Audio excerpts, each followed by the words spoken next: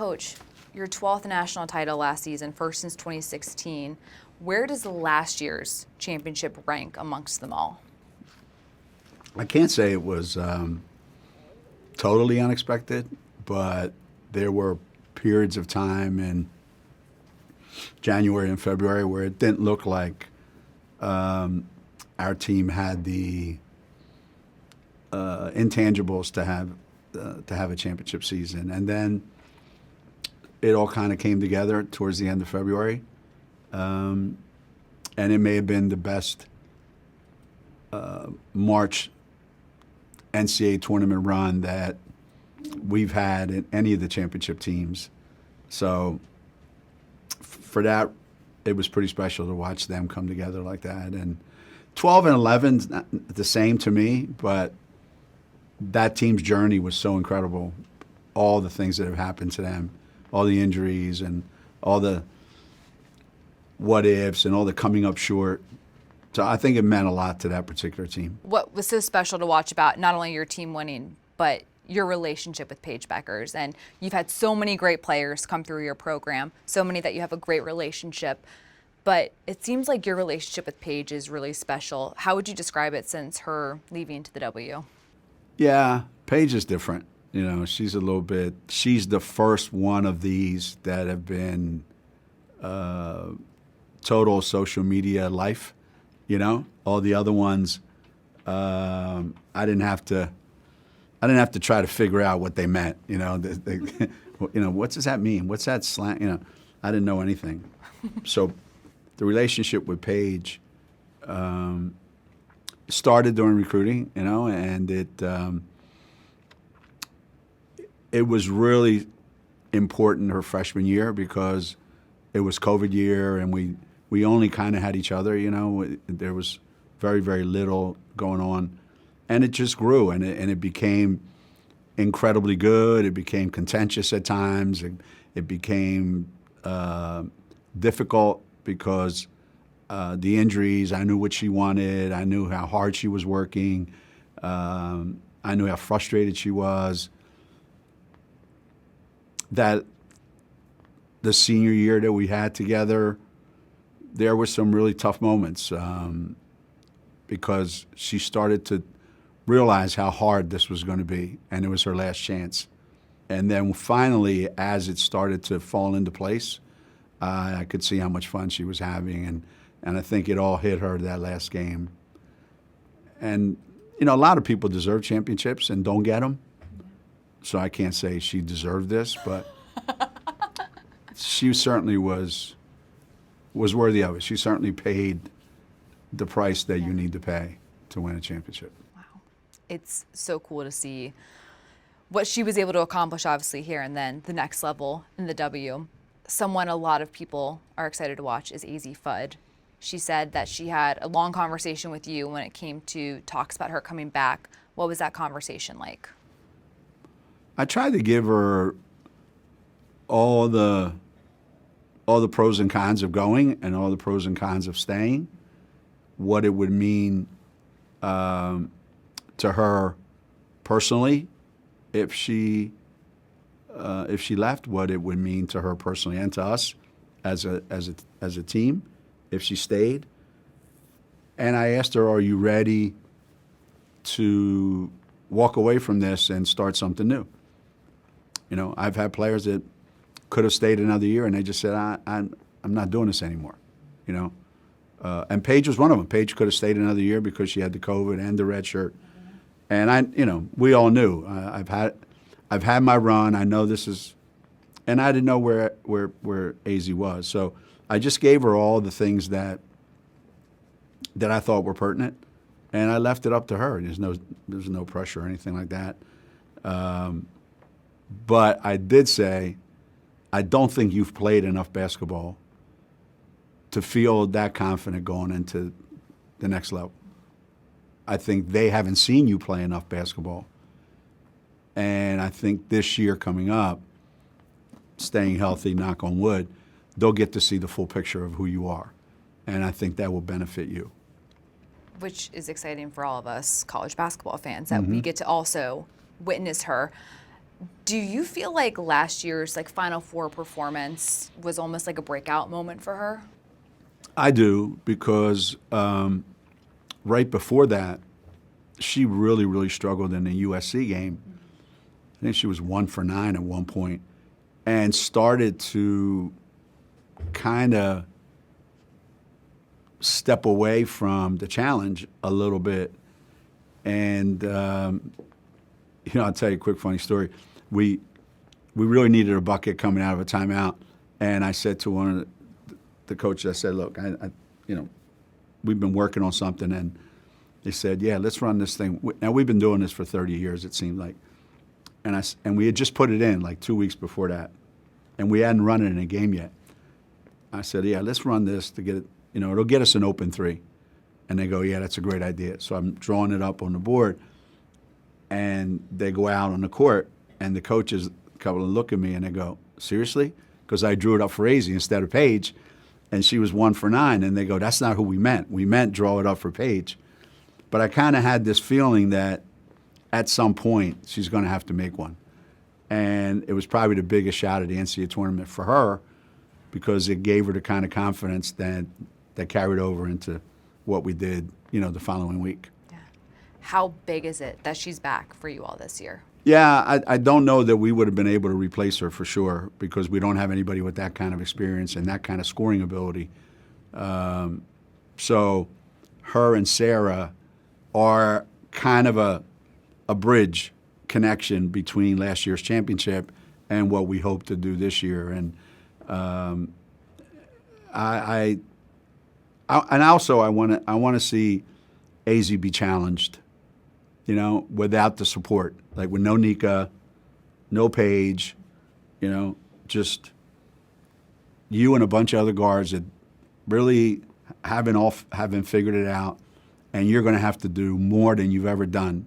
And I want to see how she reacts to that, because I think that will help us win games, but it also give everybody at the next level that's looking at her a better, clearer picture of who she is. Sarah Strong, a player you mentioned as one of those who bridged the gap from last year's championship team to this year's team. Yeah. What does she do best on the floor for you? She kind of makes sure that she's, like I mentioned, that bridge. Like, we can use her to bring the ball up the floor and take the pressure off our guards. We can use her to create shots from the three-point line to take some of the pressure off our shooters. We can use her and post her up, take her some of the pressure off our big guys, and score in the lane. We can put her on the other team's best defender. We can use her to inbound the ball because we trust her as a passer. She's like a Swiss Army knife, but the biggest Swiss Army knife you've ever seen. They're not this size Swiss Army knife. So there's really no area of the court that we can't trust her to be really, really good at, because her personality is one of I'm comfortable doing it all, and doesn't force herself on the game, which is really incredible to me.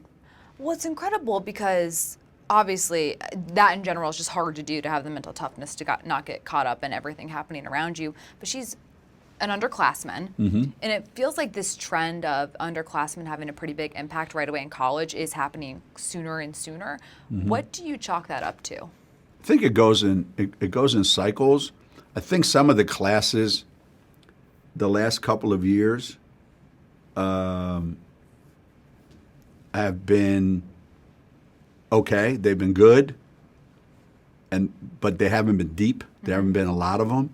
I mean, you saw a lot of kids go in the WNBA the last couple of years, like lottery picks get cut, like they're just not ready. Right. I think this new crop, the last 2 or 3 years maybe, I think they come in a little more confident, a little more sure of themselves, a little cockier,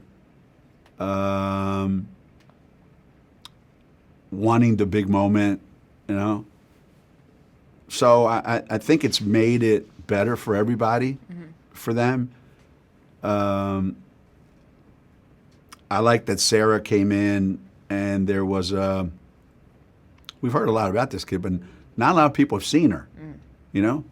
So sometimes that is refreshing for a kid. You know, it's the first time. And maybe because, you know, they've been exposed to USA basketball, they've been exposed to playing at a real high level internationally, they look forward to the big moment. Yeah. And some of these other kids that came before them were not quite ready for that. Sarah Strong was ready as ever for that, Yeah. it seems. She's worked on being more of a vocal leader this offseason. How Yeah. important is that going to be for her for your success this year? The hardest thing to do is make somebody into a leader. You just have to give them, hopefully give them the tools and let them run with it. Some don't want any part of it because putting yourself out there as a leader, you're exposing yourself, and then you have to be able to back it up. And not every kid wants that kind of responsibility. Sarah does. You know, she's not loud. So you might see her just walk up to one of her teammates, and you'll never know what she said, but she'll try to change that kid's trajectory during the game. We need a rebound. She's not going to say to somebody, hey, we need a rebound. She's just going to go get one. The kind of leaders that you like are the ones that, look, I'm not perfect. I'm going to make mistakes, but I'm going to help you with this. Mm-hmm. And they're the kind of leaders that people rally around, and she's got that. She's got all that. What's it going to take for this team to repeat as national champions? Our guards have to get better. Our guards have to become more consistent as scorers. The big play abilities that we had when Paige was here, you know, people, you know, we played Oklahoma. We're down at halftime. Paige got 40. So, you know, did we replace that? You know, we're going to have to be better. We're going to have to be better than we were last year to make up for what Paige did. And what also has to happen is someone else has to step up and become that third or fourth scorer behind Sarah and AZ that we can count on. So I'm sure we have the same issues that every other team has that maybe you'll be talking to. But we have a pretty good place to start. Pretty good when you got AZ and Sarah. I was going to say, I don't think most people would want that as well. Current state of college basketball, yeah. A lot of transfer portal has been happening. How would you kind of describe how the transfer portal has changed college basketball? The transfer portal serves two purposes, I think. One, it allows players to find the place that maybe is a better fit for them. Two, it allows teams, programs, to build teams quicker. Okay? So you'll have maybe more good teams because how quickly you can build one. You don't have to go through 3 years of recruiting in high school. So the portal has really helped in that way. It's also helped in if a player doesn't make it at your school, they leave, and there's no stigma like there used to be back in the day, right? Oh my God, that school has a lot of transfers. Well, now if kids don't transfer, your program's not any good, you know. So it's weird the way it's changed. The bad thing about the portal is there's no repercussions on it. There's no ramifications. You go, you play a year, you leave.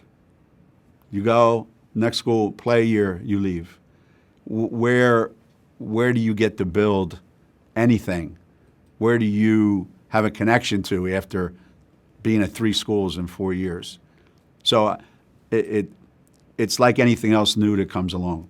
There's so many benefits to it, and there's so many drawbacks to it.